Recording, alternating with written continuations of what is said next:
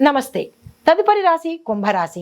ఈ కుంభరాశి వారికి మే నెల 5వ తారీఖు నుంచి 9వ తారీఖు వరకు ఎలాంటి గ్రహస్థితులు ఉన్నాయి, ఆ గ్రహాలు ఏ స్థానంలో సంచరిస్తున్నాయి, వాటి యొక్క ఫలితాలు ఏమిటి, ప్రభావాలు ఏమిటి, అది వ్యక్తిగతంగా, ఉద్యోగ, వ్యాపార ప్రతి రంగంలో ఉన్న వాళ్ళకి ఎలాంటివి ఇవ్వబోతున్నాడు అనే అంశంలో ముందుగా గ్రహస్థితి చూసినట్టయితే సూర్యుడు మేషరాశిలో 3వ ఇంట సంచారం చేస్తున్నాడు.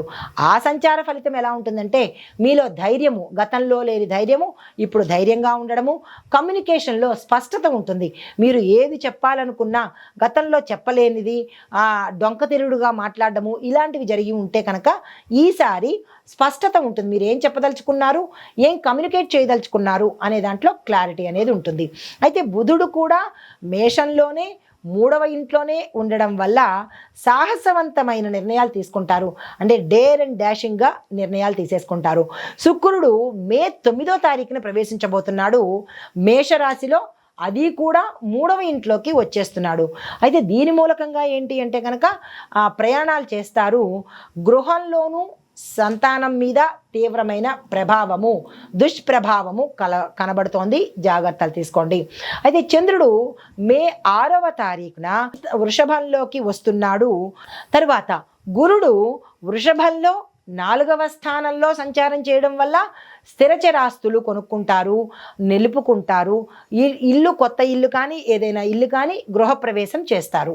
అయితే శని, కుజ, రాహువులు మీనరాశిలోనే 2వ ఇంట సంచారం చేస్తూ ఉండడం వల్ల ఆర్థికంగాను మీ యొక్క మాటల మీద ప్రభావాన్ని చాలా ఎక్కువగా కనిపిస్తోంది.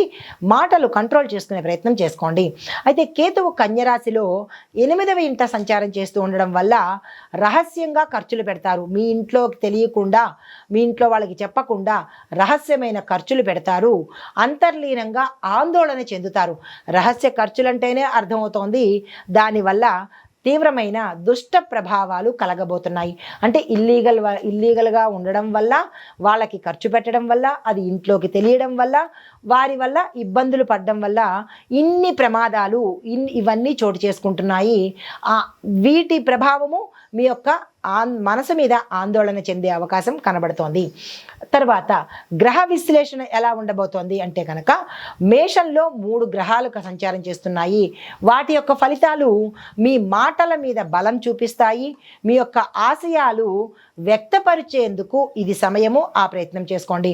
శని, కుజు, రాహులు 2వ ఇంట్లో ఉండడం వల్ల ధనము వస్తుంది.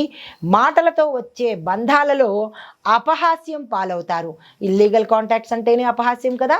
దానివల్ల మీరు తప్పనిసరిగా వారితో, అంటే ఈ కుంభరాశిలో ఉండేవారు ఎవరైతే ఉంటున్నారో, ఇల్లీగల్ కాంటాక్ట్స్లో ఎవరైతే ఉంటున్నారో, ఆ రహస్య మంతనాలు ఎవరైతే చేస్తున్నారో వీటన్నిటి వల్ల మీరు అపహాస్యం పాలవ్వడము, అప్రదిష్టకు లోనవ్వడము, సంఘంలో పేరు ప్రఖ్యాతలు కోల్పోవడము జరిగే అవకాశాలు చాలా ఎక్కువగా కనబడుతున్నాయి. జాగ్రత్తలు తీసుకోండి. అయితే గురువు 4వ ఇంట్లో ఉండడం వల్ల ఇంటి విషయాల్లో శుభదినాలు, శుభకార్యాలు చేస్తారు. కుటుంబంలో సానుకూలమైన మార్పులు జరగబోతున్నాయి భార్యాభర్తల మధ్య.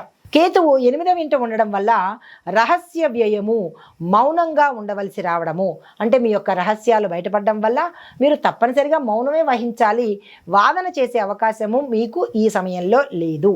అయితే వ్యక్తిగతంగా చూసుకున్నట్టయితే కనుక కుటుంబ జీవితం కొంత ఒత్తిడిగా మారుతుంది. తీవ్రమైన పరిణామాలు చోటు చేసుకుంటాయి. ఇల్లీగల్గా ఉండేవాళ్ళు విడిపోయే అవకాశాలు కనబడుతోంది. మాటలను జాగ్రత్తగా వాడుకోండి. కుటుంబ సభ్యులకు మీ రహస్య వ్యవహారాలు తెలిసి అప్రదిష్ట పాలయ్యే అవకాశం కనబడుతోంది. జాగ్రత్తలు తీసుకోండి. స్నేహితుల మధ్య కూడా వివాదాలు ఏర్పడే అవకాశం ఎక్కువగా కనబడుతోంది. జాగ్రత్తలు తీసుకోండి. మరీ ముఖ్యంగా మే 9 నుంచి ఇటువంటి విపరీతమైన పరిణామాలు 5, 6, 7, 8 వరకు గుప్తంగా సాగినవి మే 9న బహిర్గతమయ్యే అవకాశం కనబడుతోంది. జాగ్రత్తలు తీసుకోండి. గతంలో వచ్చిన విభేదాలు పరిష్కరించుకునే ప్రయత్నం చేసుకోండి. అయితే ఆరోగ్యపరంగా చూసుకున్నట్టయితే కనుక శని, కుజ వల్ల బరువు పెరగడము, ఒబేసిటీ రావడము, శరీరము శ్రమ చెయ్యలేని తలం వల్ల ఇబ్బందులు గోచరిస్తున్నాయి.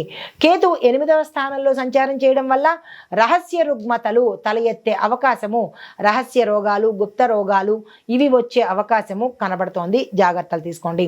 మే 6 నుంచి 9 మధ్య కాలంలో అనారోగ్య సమస్యల వల్ల డాక్టర్ని తప్పనిసరిగా అంటే మీ వ్యాధులు మొదలడం వల్ల డాక్టర్ దగ్గరికి వెళ్ళడము, ఆపరేషన్స్ జరగడము అని ఇలాంటి అవస్థలు, ఇలాంటి పరిణామాలు చోటు చేసుకుంటున్నాయి. జాగ్రత్తలు తీసుకోండి. ఆర్థిక పరంగా చూసుకున్నట్టయితే ఆదాయానికి మీకు గండిపడే అవకాశము, ఖర్చులు ఎక్కువయ్యే అవకాశము తీవ్రంగా కనిపిస్తోంది. జాగ్రత్తలు తీసుకోండి.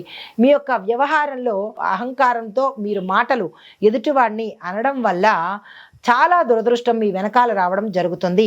మాటలను ఈగో యాటిట్యూడ్లతో వాడకుండా అహంకారం తగ్గించుకొని మాట్లాడినట్టయితే ఇటు కుటుంబంలోనూ సమాజంలోనూ మీరు ఉండే రంగంలోనూ కొంత మంచి ఫలితాలు పొందుతారు. లేదంటే పతనానికి దారితీసేటట్టుగా గోచరిస్తోంది. షేర్లు పెట్టుబడులు వద్ద స్పష్టత లేకుండా ఉండడం వల్ల అలాంటివి ఏవైనా ఉంటే అలాంటివి ముందుకెళ్లే ప్రయత్నం అస్సలు చేసుకోకండి. మీకు క్లారిటీ ఉంటేనే షేర్లు కానీ పెట్టుబడులు కానీ పెట్టండి. ఇక ఉద్యోగస్తులకు వ్యాపారస్తులకు చూసుకున్నట్టయితే కమ్యూనికేషన్ రంగంలో ఉన్న వాళ్లకు ఇది చాలా మంచి సమయము. మీ యొక్క స్వభావాన్ని మృదువుగా మార్చుకోండి. పొగరుగాను యాటిట్యూడ్గాను ఉండే ప్రయత్నం అయితే మీరు తీవ్రంగా నష్టపోతారు. తగ్గి ఒగ్గి మాటలను జాగ్రత్తగా వాడుకోండి.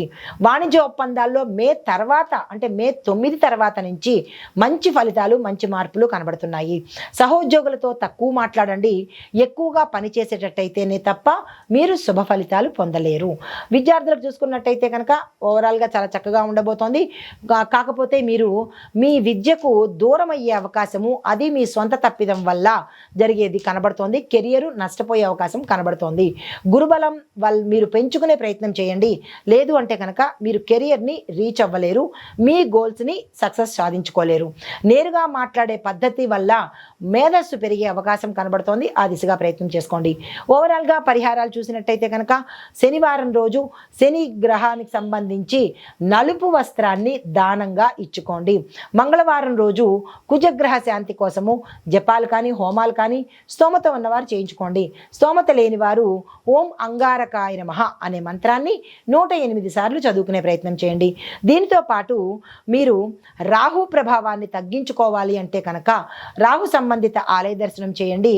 రాహుకాలంలో దీపాన్ని పెట్టుకున్నట్టయితే కొంత సానుకూలమైన ఫలితాలు గోచరిస్తున్నాయి.